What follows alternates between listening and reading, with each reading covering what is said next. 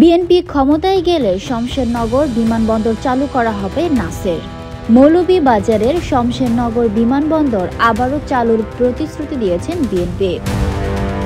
শুক্রবার বিকেলে সদর উপজেলার কামালপুর ইউনিয়নের নতুন ব্রিজ, থানা বাজার ও নতুন বাজার এলাকায় জনসংযোগকালে বিএনপির জাতীয় নির্বাহী কমিটির সদস্য ও সাবেক সংসদ সদস্য নাসির রহমান এই ঘোষণা দেন।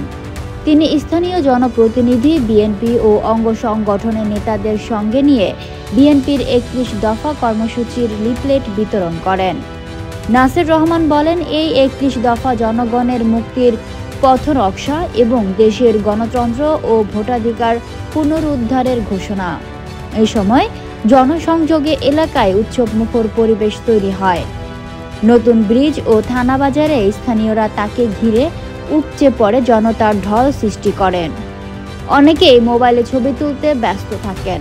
নাসির রহমান সাধারণ মানুষের সমস্যা শুনে আগামী নির্বাচনে বিএনপিকে ধানের শীষে ভোট দিয়ে বিজয়ী করার আহ্বান জানান। তিনি বলেন, বিএনপি ক্ষমতায় এলে মৌলভীবাজারের রাস্তাঘাট, ব্রিজ, কালভার্ট, মসজিদ, মন্দির ও গ্রামে সুপেয় পানির ব্যবস্থা করবে।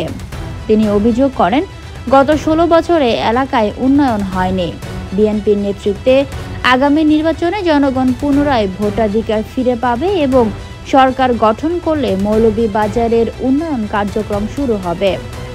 জনসংযোগে জেলা ও উপজেলা বিএনপির নেতৃবৃন্দ ও উপস্থিত ছিলেন। তারা লিফলেট বিতরণ ও মানুষের সঙ্গে সংলাপ চালান। Fatema Tuz Zohra, people voice television, Dhaka.